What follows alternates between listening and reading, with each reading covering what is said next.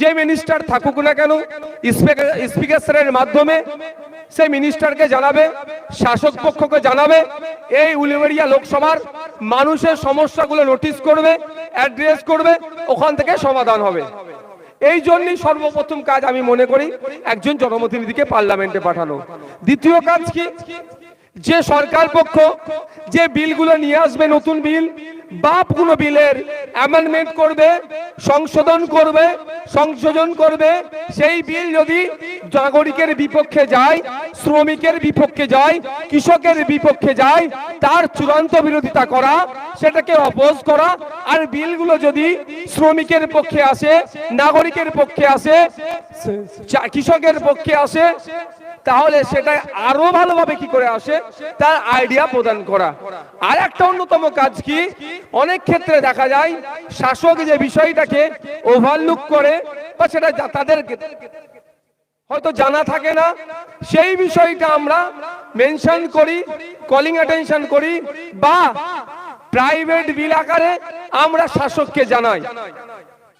এটা হচ্ছে একটা এমপির কাজের মধ্যে, বেশ কিছু কাজের মধ্যে গুরুত্বপূর্ণ কাজ। এইগুলো সময় স্বল্প, ওই জন্য আপনাদেরকে ছোট করে বলছি। কিন্তু দুঃখের বিষয় আমরা কি দেখলাম, বিদায়ী এমপি বর্তমান তৃণমূল কংগ্রেসের প্রার্থী যখন কৃষকদের বিরুদ্ধে সেই ব্রিটিশ পিরিয়ডের মতো, যে নীল চাষীদের মতো যেভাবে শোষণ করা হয়েছিল, কেন্দ্রের অপদার্থ সরকার, শুভেন্দু অধিকারীদের অপদার্থ সরকার, দিলীপ ঘোষদের অপদার্থ সরকার, সুকান্ত মজুমদারদের অপদার্থ সরকার কৃষকের বিরুদ্ধে যখন বিল পাস করেছিল, সারা ভারতবর্ষের কৃষকরা যখন প্রতিবাদ করেছিল, এর বিরোধিতা করেছিল, পার্লামেন্টে এই বিদায়ী এমপি বর্তমান তৃণমূল কংগ্রেসের প্রার্থী তখন কিন্তু কৃষকদের হয়ে কথা খরচ করেননি। কাজটা কি ছিল তার? কৃষকদের হয়ে বলা। যখন কৃষকদের বিরুদ্ধে বিল পাস হয়েছে, কৃষকরা ভোট দিয়ে পার্লামেন্টে পাঠিয়েছিল, কৃষকদের পক্ষে কথা বলবে, নতুন পলিসি আনার কথা বলবে। দুঃখের বিষয়, পলিসি আনা তো দূরের কথা, কৃষকদের বিরুদ্ধে বিল পাস হচ্ছেন, উনি সেখানে বরঞ্চ বকলমে বিজেপিকে সুবিধা করছিলেন। তাই সময় এসেছে 2024-এ 2019-এ যে পাপটা করেছিলেন, বা যে সময় এসেছিল যে ভুল কাজটা করেছেন, সে কাজ আর করা যাবে না।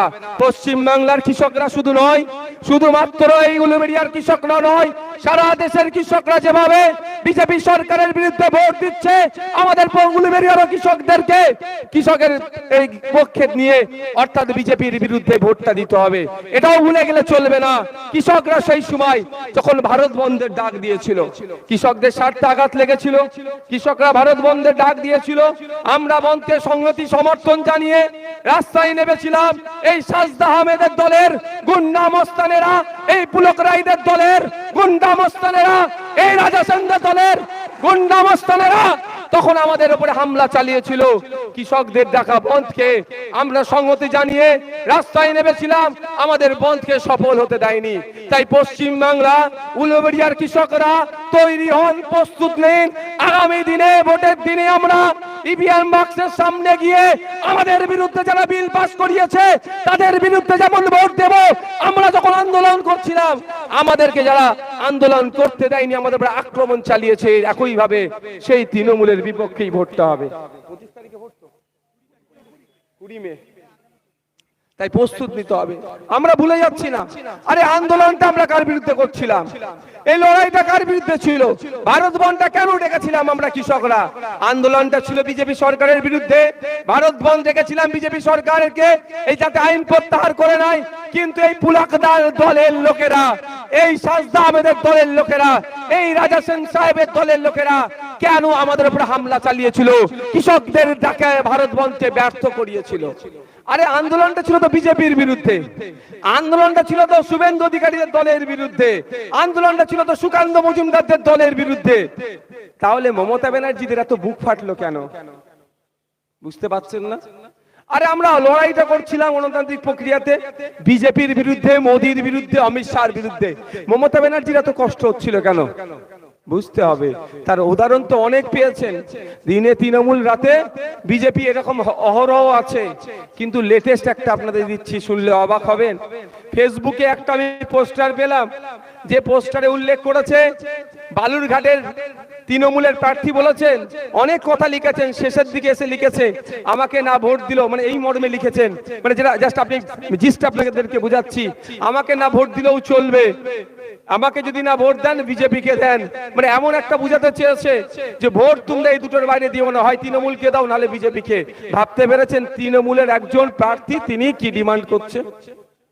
ভোটটা বিজেপিকে দেওয়ার পক্ষে বলছে, সওয়াল করছে। বিজেপি তো আমরা ভুলে যাচ্ছি না, সিএ সময় দেশের সরকার যেভাবে সিএ কে নিয়ে এসে বিভাজনের রাজনীতি করতে চেয়েছিল, হিন্দু মুসলমানের ঐক্যতে ফাটল লাগাতে চেয়েছিল, আমরা পশ্চিম বাংলার জাত ধর্ম বর্ণ নির্বিশেষে এই সিএ কে আটকানোর জন্য রাস্তায় নেমেছিলাম, গণতান্ত্রিক প্রক্রিয়ায় লড়াই করছিলাম, আন্দোলন করছিলাম, প্রোটেস্ট করছিলাম। সেই সময়ে কিন্তু এই সাজদা আহমেদের সরকার কিন্তু আমাদের 1000-এর উপরে ছেলে মেয়েদের নামে মিথ্যা মামলা দিয়েছিল। আরে আন্দোলনটা ছিল বিজেপি সরকারের বিরুদ্ধে, তৃণমূলের সরকার আমাদের নামে মিথ্যা মামলা দিল কেন? এটা ভাবতে হবে, কারণ যদি পশ্চিম বাংলাতে বিজেপি বিরুদ্ধে আন্দোলন বেশি সংগঠিত আমরা করি, তাহলে হয়তো ভাইপোকে ধরে গ্যারেজ করে দেবে। সেই জন্যই এরা আন্দোলন বা করলে বিজেপির বিরুদ্ধে এদের বুক ফাটে। তাই সময় এসেছে যে সাজদা আহমেদ মহাশয়া এখান থেকে দাঁড়িয়েছে, উলুবেড়িয়ার সংখ্যাগরিষ্ঠ মানুষের ভোট নিয়েছে। আপনারা ভালো করে জানেন, আপনাদের একটু জানিয়ে দিচ্ছি, পার্লামেন্টে যখন ভোটাভুটি হচ্ছিল সিএ এর পক্ষে কারা ভোট দেবেন, সিএ এর বিপক্ষে যখন কারা ভোট দেবেন, তখন এই সাজদা আহমেদ মহাশয়রা সেখানে ভোটদান থেকে অনুপস্থিত ছিল। আমার তো মনে হয় মমতা ব্যানার্জি বলে দিয়েছিল ফেস টাইম না কি আছে আইফোনের, সে কল করে যে তোমরা একদম ভোট দেবে না, বিজেপিকে বিলটাকে পাস করিয়েতে সহযোগিতা করো, যদি সহযোগিতা না করি হয়তো আমার ভাইপোকে গ্যারেজ করে দেবে। সেই জন্য সাজদা আহমেদ মহাশয় হয়তো ভোট দেয়নি। আমরা ভোট দিয়েছিলাম কেন? তাকে পার্লামেন্টে পাঠিয়েছিলাম আমাদের বিপক্ষে, জনগণের বিপক্ষে কোন বিল পাস হলে তার বিরোধিতা করা।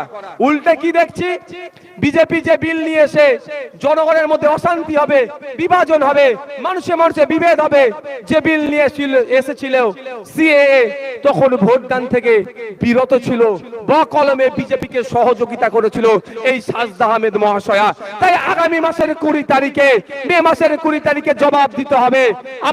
আমরা আমাদের জন্য পার্লামেন্টে পাঠিয়েছিলাম, আপনারা আমাদের কথা ভাবলেন না, আপনারা আমাদের ভাইপোর কথা ভাবলেন না, আপনি মমতা ব্যানার্জির ভাইপোর কথা ভেবে সিএ থেকে হয়তো ভোটদান থেকে বিরত ছিলেন। তাই সময় এসেছে আমরা আগামী মে মাসের 20 তারিখে আপনার বিপক্ষে ভোট দিয়ে আপনাকে দিল্লি পাঠাবো না, দিল্লি আমরা পাঠাবো একজন প্রাক্তন বিএসএফ এর কর্তা, বিএসএফ জওয়ানকে, যে একটা সময় তার সর্বোচ্চ দিয়ে দেশের নিরাপত্তার স্বার্থে দেশের সীমান্তকে তিনি পাহারা দিয়েছিলেন বুক আগলে।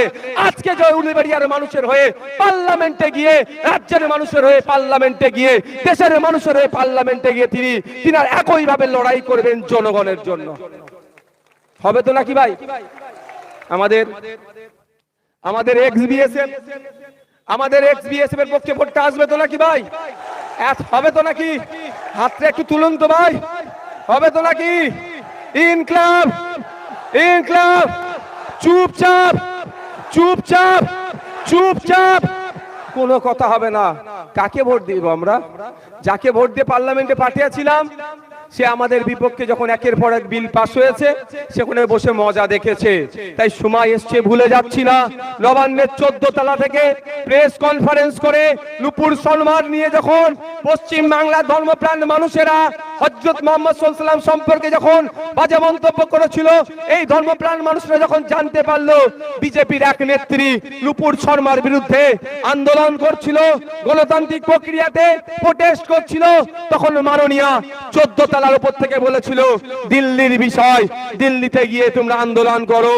ঠিক আছে, দিল্লির বিষয়, দিল্লিতে গিয়ে আন্দোলন করার কথা বলেছিলেন, কিন্তু দুঃখের বিষয় আপনার ফাঁদে পা দিয়ে এই বিজেপি তৃণমূলের বাইনারি পলিটিক্সে আমরা সাজদা আহমেদকে পাঠিয়েছিলাম।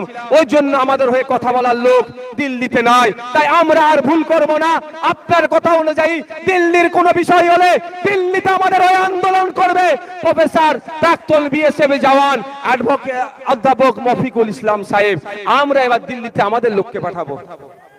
আমরা আমাদের লক্ষ্যে পাঠাবো। সেখানে পাঠিয়ে কি আমাদের কিছু আন্দোলন করার কথা হলে দিল্লির বিষয়ে দিল্লির দেশের আইনসভার মধ্যে গিয়ে আন্দোলন করবে, আর আমরা কোথায় করব? আমরা আইনসভার বাইরে আন্দোলন করব। মনে পড়ছে তো নাকি ভাই? 14 তলার উপর থেকে বলেছিল দিল্লির বিষয়, তার জবাব দিতে হবে তো নাকি? আমরা ভুলে যাচ্ছি না। মতুয়া সমাজের ধর্মগুরুদের নাম ঠাকুর হরিচাঁদ ঠাকুর, ঠাকুর গুরুচাঁদ ঠাকুর, তাদের নামকে নিয়ে মমতা ব্যানার্জি কেমন এক প্রকার খিল্লি করেছিল। তাই সময় এসেছে আমরা ধর্মপ্রাণ মানুষ হযরত মুহাম্মদ সাল্লাল্লাহু আলাইহি ওয়াসাল্লাম সম্পর্কে বাজে মন্তব্য করলে একজন মুসলিম সমাজের ধর্মপ্রাণ মানুষকে যেভাবে আঘাত লাগবে, একই ভাবে মতুয়া সমাজের ধর্মগুরুদের নাম নিয়ে যেভাবে খিল্লি করেছে, মতুয়া সমাজের ধর্মগুরুদেরকে নিয়ে যেভাবে খিল্লি করেছে, মতুয়া সমাজকে যারা মানে তাদেরকে একই ভাবে ব্যথা লেগেছে।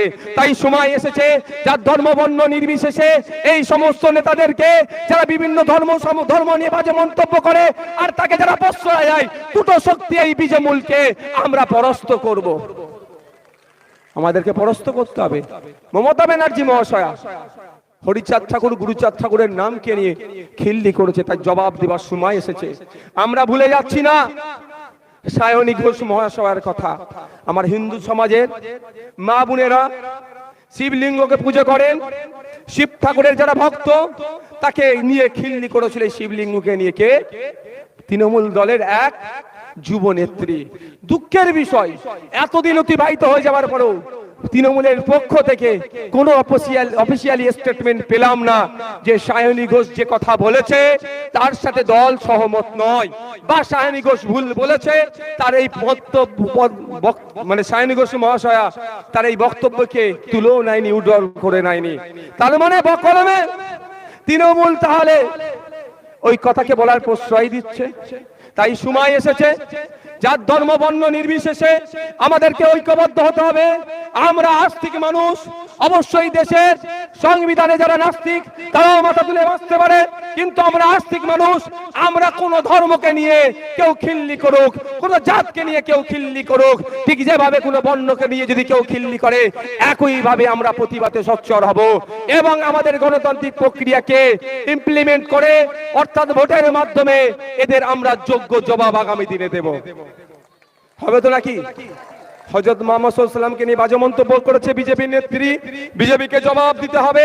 আর আন্দোলন যখন করছিল, যার দিল্লির যাওয়ার কথা বলেছিল আমাদের প্রফেসর রফিকুল ইসলাম সাহেবকে আমরা পার্লামেন্টে পাঠাবো, দিল্লিতে পাঠাবো, শিবলিঙ্গকে নিয়ে যারা বাজে মন্তব্য করেছে তারও বিরোধিতা আমরা করব। হবে তো নাকি ভাই? ভুলে গেলে চলবে না, ভুলে গেলে চলবে না। আমরা মনে রাখতে হবে, সময়ে জবাব দিতে হবে। হিজাব নিয়ে ডুমজুড়ে স্কুলে একটা বাচ্চা মেয়ে হিজাব পরে গিয়েছিল, তাকে শিক্ষিকা চড় মেরে তার সাথে অন্যায় করেছিল। মমতা ব্যানার্জি কোনো তাকে জবাবদিহি করেনি। আমি ভুলে যাচ্ছি না ওই দিনটার কথা। কোন দিনটার কথা? 2022 সালে যখন পশ্চিম বাংলার আমার বোনেরা, আমার দিদিরা টেট পরীক্ষা দিতে যাচ্ছিল, সেই সময় আমার হিন্দু সমাজের বোনেদের হাতে, মায়েদের হাতে শাখাবালা ছিল। এই অপদার্থ রাজ্য সরকার স্বচ্ছতার নাম দেখিয়ে শাখাবালা খুলিয়েছিল, কিন্তু এক দপ্তরে চুরির জন্য, চাকরি চুরির জন্য 26,000-এর বাতিল হয়েছে। আমরা ভুলে যাচ্ছি না ওই দিনের কথা। শাখাবালা খুলিয়ে আমার হিন্দু সমাজের মা বোনকে পরীক্ষা কেন্দ্রে ঢুকতে বাধ্য করেছিল। তাই জবাব দিবার সময় এসেছে। তুমি স্বচ্ছতার কথা বলো, আপনি স্বচ্ছতার কথা বলেন, সেই জন্য নাকি আমার হিন্দু মা বোনকে শাখাপালা খুলিয়ে পরীক্ষা কেন্দ্রে ঢুকিয়েছেন, আর আপনার দপ্তরে এমন দুর্নীতি করেছে 26,000 চাকরি বাতিল হয়ে গেছে। তাই এদের মুখে স্বচ্ছতা মানায়? শুধুমাত্র আমার হিন্দু সমাজের মা বোনকে অপমান করা হয়েছে। ঠিক যেভাবে হেজাব খুলে পরীক্ষা কেন্দ্রে ঢুকালে মুসলিম সমাজের মা বোনকে অপমান করা হয়, তাদের ধর্মীয় ভাবাবেগে আঘাত দেওয়া হয়, ঠিক একই ভাবে আমার হিন্দু সমাজের যারা শাখাপলা পড়ে পরীক্ষা কেন্দ্রে গিয়েছিল, তাদের হাত থেকে খুলে নিয়েছে, তাদেরকে অপমান করা হয়েছে। আমরা এই অপমানের জবাব দেব। ধর্মনিরপেক্ষ রাষ্ট্র, ধর্মনিরপেক্ষ দেশ, এখানে যে যার মত, যে যার ধর্মচারণ করবে। এই সরকার যদি মনে করে সরকারের চাপিয়ে দেওয়া নীতিতে আমাদের চলতে হবে, এটা হতে পারে না। আপনাদের বলে রাখি, সময় স্বল্প, আপনারা ঐক্যবদ্ধ হন। দলবদ্ধ হন।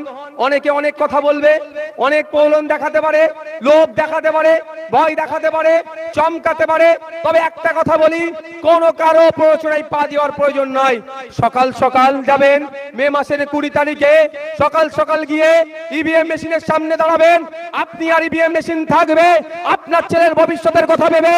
আপনি কৃষক, আপনার রুজি রুটি বাড়ার জন্য, আপনি লেবার আপনার মজুরি বাড়ানোর জন্য, আপনি নাগরিক আপনার নিরাপত্তা থেকে শুরু করে আপনার মৌলিক অধিকারগুলোকে সুরক্ষিত করার জন্য অন্য কোন সিম্বলে তাকানোর দরকার নাই, দেখার দরকার নাই। খাম চিহ্নটাতে প্রেস করবেন এবং অধ্যাপক মফিকুল ইসলাম সাহেবকে পার্লামেন্টে পাঠিয়ে দেন। আজকে আমরা যখন মানুষের রুজি রুটি নিয়ে কথা বলছি, তখন আমাদেরকে ধর্ম দেখাচ্ছে। ও টপ আমরা খাবো না ভাই। আপনি বলছেন হিন্দু মুসলমানের রাজনীতি করছেন, ও খুব ভালো লাগছে না। আমার পাশের বাড়ির রাম কাকুর ছেলেটা এই চাকরি বাতিল হয়েছে, 26,000-এর মধ্যে পড়ছে তো নাকি? আমার পাশের বাড়ি রাম কাকুর ছেলে, রাম কাকু তার সন্তানের বেকারত্বের জ্বালায় জর্জরিত। আমার পাশের বাড়ি রহিম চাচার ছেলেটারও চাকরিতে বাতিল হয়েছে। যারা যোগ্য তারা অনেকের বাতিল হয়েছে, যারা অযোগ্য তাদের তো বাতিল হবেই হবে, যোগ্যদেরও বাতিল করেছে। এবার এটা নিয়ে কিন্তু মিসগাইড করছে অনেকে তৃণমূলী বন্ধুরা, এই সাজদা আহমেদের দলের লোকেরা, এই পুলাক বাবুর দলের লোকেরা, এই রাজাদার দলের লোকেরা মিসগাইড করছে। কি বলছে? সবাই কি আর দুর্নীতি করেছে? শুনুন, আপনাদের বলে রাখি, এই দেখুন ওনার এক চাকরি চুরি গিয়েছে, দেখুন উঠে দাঁড়ান, ইনার চাকরি চুরি গিয়েছে। আমি যদি ভুল বলি উনি আমাকে কোট করবে। ইনার চাকরি চুরি করছে মমতা ব্যানার্জি সরকার, এই সাজদা আমাদের দলের লোকেরা ইনার চাকরি চুরি করে নিয়েছে। কিন্তু আইনের লড়াই আমরা চাকরি আবার ফিরিয়ে নিয়ে আসবো।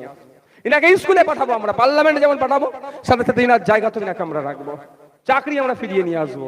তো কি বারবার কোর্ট বলেছিল স্বচ্ছভাবে নিয়োগ যারা হয়েছে তাদের লিস্ট দিন, লিস্ট দিন, লিস্ট দিন। রাজ্য সরকার কিন্তু লিস্ট দেয়নি এবং বলেছিল কোর্ট যে পে স্লিপের মাধ্যমে সমস্ত টিচারদেরকে ইনফর্ম করুন, এটা কেস চলছে। ইনফর্ম করেনি, 200 মতো টিচার এটাতে পার্টি হয়েছিল। এই 26,000-কেও কিন্তু ইনফর্ম করতে বলেছিল, রাজ্য সরকার করেনি। রাজ্য সরকার ভেবেছিল কি এই চলতে থাকবে, আমার ধরা পড়বো না। তাই আপনাদের বলবো, সজাগ হন, সতর্ক হন। হিন্দু মুসলমানের রাজনীতি করলে আপনারা সেই ফাঁদে পা দেবেন না। হ্যাঁ, 2014 সালের আগে বলে কি বলেছিল, হিন্দু খাতরে মে হ্যায়। আমি ব্যক্তিগত ভেবেছিলাম যে এবার হয়তো হিন্দু ভাইদের কিছু উপকার করবেন মোদিজি, কিন্তু কি দেখলাম, হিন্দু খাতরে মে হ্যায় বলে ক্ষমতায় আসলো, 10 বছর পার হয়ে গেল, হিন্দু ভাই খাতরা থেকে উদ্ধার হলো না। হিন্দু ভাইকেও নিত্য প্রয়োজনীয় জিনিস চড়া দামে কিনতে হচ্ছে। পেট্রোল ডিজেল আপনার হেঁটে গিয়ে পাম্পে গিয়ে ধর্মীয় স্লোগান দিলে সে কম দামে পাচ্ছে না। খোঁজ নিলে দেখুন, দেশ স্বাধীনের পর থেকে হিন্দু ভাইরা না যতটা বঞ্চিত হয়েছিল, হিন্দু ভাইরা যা যতটা এই চড়া দ্রব্য মূল্য বৃদ্ধির সম্মুখীন হতে হয়েছিল, হিন্দু ভাইদের ছেলে মেয়েদেরকে, যুবকদেরকে যতটা না বেকারত্বের দিকে এগিয়ে যেতে হয়েছিল, এই 10 বছরের সরকার তার থেকে বেশি বেকারত্বের দিকে ঠেলে দিচ্ছে। 2011 সালে সাচার কমিটির সুপারিশ গুলো দেখিয়ে দেখিয়ে আমাদের পাড়াতে পাড়াতে, মহল্লাতে মহল্লাতে এসে বলেছিল মুসলমান বিপদে আছে, মুসলমানদেরকে উদ্ধার করব, শিক্ষায় মুসলমানদের এগিয়ে নিয়ে যাব, স্বাস্থ্য মুসলমানদের অবস্থা তলানিতে, স্বাস্থ্যের মান উন্নয়ন হবে, সরকারি চাকরি পাবে। মুসলমানরা ভাবলো হয়তো এতদিন পরে কেউ আমাদের ভালোবাসার লোক এসেছে, এবার আমাকে উদ্ধার করবে। কি করলো? সবাই ম্যাক্সিমাম ভোটটা দিল, তৃণমূল সরকার ক্ষমতায় আসলো। 12 বছর পার হয়ে যাচ্ছে, উদ্ধার হয়েছে মুসলমান? উদ্ধার হয়েছে? আপনাদের বুথে কোন একটা বুথে প্রাইমারি নতুন একটা স্কুল করেছে? হাত তুলে দেখান তো। একটা প্রাইমারি স্কুল করেছে নতুন, কিন্তু হাত তুলে অনেকে বলতে পারবে অনেকের এলাকার প্রাইমারি স্কুলগুলো বন্ধ হয়ে যাচ্ছে শিক্ষকের অভাবে। অনেকে হাত তুলে বলতে পারবে স্কুল দেওয়া তো দূরের কথা, লিগাল ইল্লিগাল মদের দোকান বুথে বুথে এই মমতা ব্যানার্জি করে দিয়েছে। তাই বলবো, আপনাদেরকে বলবো, আসুন ঐক্যবদ্ধ হন। একজন হিন্দুকে বাঁচাবার নামে দেশের ক্ষতি করছে, আর একজন মুসলমানকে বাঁচাবার নামে রাজ্যের ক্ষতি করছে। আমরা হিন্দু মুসলমান কেউ বিপদে নাই, আমরা মানুষ বিপদে আছি। মানুষকে জাগ্রত হতে হবে, অধিকার বুঝে নিতে গেলে আসুন এই দুই ফুলকে রিজেক্ট করুন, 2 ফুলকে ষাট গাদায় ফেলুন, খামের ছায়া তলে আসুন, খাম চিহ্নিতে ভোট দিন। আপনার অধিকার আপনার দ্বারে পৌঁছে যাওয়ার জন্য দায়িত্ব আইনসেফ তুলে নেবে। আমরা দেখলাম 2014 আগে অমিত শাহজির ছেলের ব্যবসা কোন লেভেলে ছিল। হিন্দুকে বাঁচাতে এসে অমিত শাহজির ছেলের ব্যবসা প্রায় 14,000 গুণ বৃদ্ধি পেল। আর আমার পাশের বাড়ি রমেন কাকুর যে ব্যবসা করত, সে ব্যবসা আরো তলানিতে চলে গেল। মুসলমানকে বাঁচাবার নামে ক্ষমতায় আসলো অভিষেক ব্যানার্জির ভাইপো, মমতা ব্যানার্জির ভাইপো অভিষেক ব্যানার্জির সম্পত্তি 2011 সালের আগে দেখবেন, আর 2024-এ দেখুন রকেট গতিতে বেড়ে যাচ্ছে। আর আমাদের পাশের বাড়ি সবুর চাচার যে ছেলের অবস্থা দেখুন, তার দেখুন সেই যা ছিল আরো ধ্বংস হয়ে যাচ্ছে। একজন হিন্দুকে বাঁচাতে এসে সে তার প্রভাব প্রতিপত্তি সম্পত্তি বেরিয়ে নিল, আর একটা দল মুসলমানকে বাঁচাতে এসে চাকরিগুলোকে চুরি করে নিল। তাই সময় এসেছে আমাকে ভোট আসলে বড় তিলক কেটে হিন্দু সাজছে, ভোট আসলে হাজি রুমাল চাপিয়ে মাথায় টুপি দিয়ে নাটক করছে, ভোট আসলে ঘুমটা পড়ে নেই হিজাব পরে নিচ্ছে। অত কিছু করতে হবে না ভাই, অত কষ্ট করতে হবে না ভাই আমার, তোকে বড় তিলকও কাটতে হবে না, তোকে ঘুমটাও দিতে হবে না, তোকে মাজারাও যেতে হবে না ভোটের জন্য, তোকে মসজিদেও হবে না ভোটের জন্য। ভাই আমাদের যেটা অধিকার সেটা বুঝিয়ে দাও। একটা এমপির 1 বছরে 5 কোটি টাকা দেওয়া হয়, 5 বছরে 25 কোটি টাকা দেওয়া হয়। এই 25 কোটি টাকা কোথায় কোথায় খরচ করেছো ভোট চাওয়ার আছে, ভোট চাওয়ার আগে হিসাবটা দেখিয়ে দাও। ভোটের সময় কে হিন্দু সাজছে কেউ মুসলমান সাজছে, ভাই ও সাজতে হবে না, তুমি মানুষ সাজো, মানুষের পাশে থাকো, এই দাবিটা আমরা করি। আমি ভাঙড়ের বিধায়ক, আমি বলেছি আমি 3 কোটি টাকা 5 বছরে পাবো। এখন যদিও বেড়েছে 10 লাখ টাকা, মাস আগে 60 লাখ টাকা বছরে ছিল, সেটা 70 লাখ করেছে এই ভাঙড়ের বিধায়ক নওশাদ সিদ্দিকী, সংযুক্ত মোর্চা তথা আইএসএফ এর বিধায়ক। মমতা ব্যানার্জিকে প্রশ্ন করে যা তাকে চাপ দিয়ে বাড়িয়েছে এই নওশাদ সিদ্দিকী। তো আমার যে টাকা হচ্ছে আমি বলেছি আমার পিরিয়ড শেষ হওয়ার সাথে সাথেই আমি এই 3.5 লাখ টাকা মতো হচ্ছে, 3.5 কোটি টাকা মতো হচ্ছে, কোথায় কোথায় কি খরচ করেছি টোটালটাই প্রিন্ট করে খাম চিহ্ন অর্থাৎ খামে ভরে প্রত্যেকটা বাড়িতে আমি পৌঁছে দেব কত টাকা। এবার আপনাদের জানিয়ে রাখি, এখনো একটা গেঁড়া কল আছে, আমি জানতাম না, রাজনীতিতে এসে জানতে পারছি এত মাল কামানোর জায়গা আছে, হেভি জায়গা আছে। ধরতেই পারবেন না মাল কামিয়ে বেরিয়ে যাবে, ভালো ভালো মিষ্টি মিষ্টি কথা বলবে। তো আমি প্রথমে একটা পঞ্চায়েত সমিতিকে দিয়ে কাজ করাচ্ছিলাম কিছু, তারপরে একজনের সাথে আমার যোগাযোগ হলো, সেই সব কাজগুলো করে। এই কথা বলতে বলতে তারপরে আরো 2-3 জনের সাথে যোগাযোগ হয়েছে, একটা প্রসঙ্গ উঠতে উঠতে বলছে ভাইজান আপনার এই কাজগুলো করে দেবো, তা আপনার জন্য কত পার্সেন্টেজ রাখতে হবে। আমি তখনও বিশ্বাস করুন আমি বুঝতে পারিনি খেলাটা কি খেলছে আমার সাথে। আমি তার মানে বলছে হ্যাঁ ভাইজান এগুলো যে করবো আপনার ল্যাডের টাকা, এমএলএ ল্যাডের টাকা, তো কত পার্সেন্ট আপনার কাছে রাখতে হবে আপনার জন্য। আমি যাই ঠিক করে বলো কি বলছে আমি বুঝতে পারছি না। বললো ভাইজান এই যে কাজ হচ্ছে 100 টাকার কাজ করলে অনেক এমএলএ কে 30 টাকা দিতে হয়, অনেক এমএলএ কে 25 টাকা দিতে হয়, অনেক এমএলএ কে 20 টাকাও দিতে হয়, তো 100 টাকার কাজে আপনার জন্য কত রাখতে হবে। আমি তো শুনে ভয় খেয়ে গেছি। আমি বললাম তোমার কাছে কি ক্যামেরা ট্যামেরা আছে নাকি, আমার কথা রেকর্ড করে মমতা ব্যানার্জিকে দেবে, শুভেন্দু অধিকারীকে দেবে। এখন আমাদের বামেদের বন্ধুরা এসে গেছে, যদি তখন বামেদের বন্ধুদের সাথে বন্ধুত্ব ছিল, তখন বামেদের কথা ভাবেনি, তো কাউকে রেকর্ড করে দেবে নাকি, কি বলছো। বলছে না ভাইজান এরকম হয়। আমি বললাম শোনো ভাই টাকাটা কার, আমার বাপের টাকা নাকি, না আমার বাপ যে জমি আমাদেরকে নামে কিনে দিয়েছে সেগুলো বিক্রি করে আমি করে দিচ্ছি, এই টাকাটা কাদের। বলছে ভাইজান এটা ট্যাক্সের টাকা থেকে। হ্যাঁ জনগণের ট্যাক্সের টাকা। আমার পাড়ায় যিনি মুচির কাজ করে, জুতো সেলাই করে যার সংসার চলে, তারও মেহনতের টাকা ভাই। আমি এত খারাপ হয়ে যাইনি যে সকালে মাঠে যাচ্ছে, এই এখনকার যদি বলে এই চড়া রোদে 42 ডিগ্রি সেলসিয়াসকে মাথায় রেখে ভ্যান চালাচ্ছে, যেখান থেকে কলকাতায় যাচ্ছে, যে কোনো মিস্ত্রির কাজ করছে, কাঠের মিস্ত্রি থেকে শুরু করে যে কোনো কাজ করছে, মেহনত করছে, ইনকাম করছে, তারও ট্যাক্সের টাকাটা কিন্তু ওই 60 লাখ টাকার মধ্যে আছে। বলছি ভাই আমি পারবো না টাকা খেতে, তুমি ভাই দরকার লাগলে বলবে, নওশাদ সিদ্দিকী ঘর থেকে কিছু এনে দেবে, অন্তত কাজটা যেন ভালো হয়। এইখানে আমি তাদের বোঝানোর জন্য বলছি, এই কাজেও কিন্তু এই 25 কোটির মধ্যেও সাজদা আহমেদ মহাশয়া জোর গলায় বলুক তো উনি পার্সেন্টেজ খায়নি। যে এনআরসির বিরুদ্ধে যখন ভোটাভুটি হচ্ছিল অংশগ্রহণ করেনি, যে কৃষকদের বিরুদ্ধে যখন বিল পাস হচ্ছিল অংশগ্রহণ করেনি, যে তালাকের বিরুদ্ধে বিল পাস হচ্ছিল অংশগ্রহণ করেনি, সে মনে হয় পার্সেন্টেজ খাবে না। খেয়েছি কি খায় না ধরতে পারবেন না, কিন্তু কি ওটা আপনাদের মনে রেখে দিন, তো এখানেও খাওয়ার জায়গা আছে, আমি আপনাদের দায়িত্ব নিতে পারি। 25 কোটি টাকা শুধু নয়, আরো বেশি এই ইন্ডাস্ট্রিয়াল এরিয়া আছে, আমাদের এই নাসির ভাইরা আছেন, যারা আছেন বাউরিয়া এলাকাতে যে সমস্ত কলকারখানাগুলো বন্ধ হয়ে শ্রমিকরা যে হাহাকার করছে, বা যে সমস্ত কলকারখানাগুলো চলছে তাদের মাসিক গড় আয় যেগুলো আছে, তাদের মিনিমাম ওয়েজেস, ন্যূনতম মজুরি ঠিকঠাক হচ্ছে না, তার লড়াই গিয়ে, কলকারখানা খোলার লড়াই গিয়ে পার্লামেন্টে বলিষ্ঠ কণ্ঠে অধ্যাপক মফিকুল ইসলাম সাহেব আওয়াজ তুলবে। আমরা ভুলে যাচ্ছি না, হাওড়া জেলার এদিকে জরি শিল্পের জন্য বিখ্যাত ওই এলাকাটা, সেই শ্রমিকদের আজকে অবস্থা কোথায়, শিল্পটা কোথায়, ধ্বংস হয়ে গেছে, সেটাকে পুনর্জীবিত করার জন্য আওয়াজ তুলবে। এক কথায় নাগরিকের অধিকার নিয়ে সেখানে আওয়াজ তুলবে। ভাই যারা এসেছেন সবাই তো আমাদের আর গুটি কয়েক ছাড়া ম্যাক্সিমাম তো আমাদের ভোটার, তাই তো নাকি? ভালোবাসার মানুষ তো। আপনাদের কাছে একটা আমি দাবি করব, রাখবেন? বেশি কিছু দাবি নয় ভাই, আপনারা তো অনেকেই এখানে বললে যদি বলি, বলবে ভাই যা আপনার জন্য জীবন দিয়ে দেবো, তাই তো? আচ্ছা কারা জীবন দিতে পারবেন একটু হাত তুলবেন। হ্যাঁ, তাহলে আমি আপনাদের কাছে একটা আমি ভালোবাসার আবদার করব, আমার জীবন আপনার লাগবে না, আপনাদের দীর্ঘায়ু কামনা করি, আপনারা যাতে সুস্থ থাকেন সেটাই কামনা করি, কিন্তু আপনাদের কাছ থেকে আমি একটু মূল্যবান টাইম চাইবো, পারবেন দিতে? কি মূল্যবান টাইম?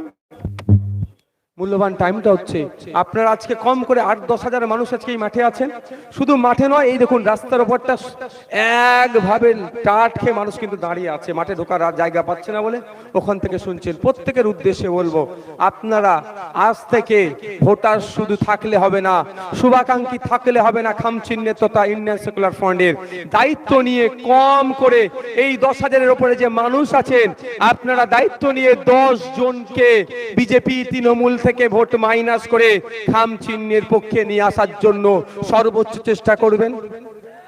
করবেন তো ভাই? আমি বলছি না যে আপনাকে হাত ধরে নিয়েছে আমাকে ভোট দিয়ে ভোট চুরি করতে হবে, ওটা আমি চাই না। পকেট থেকে 500 টাকা দিয়ে ভোট নিয়ে আন, ওটা আমি চাই না। ভয় দেখিয়ে ভোট নিয়ে আন, আমি চাইবো না।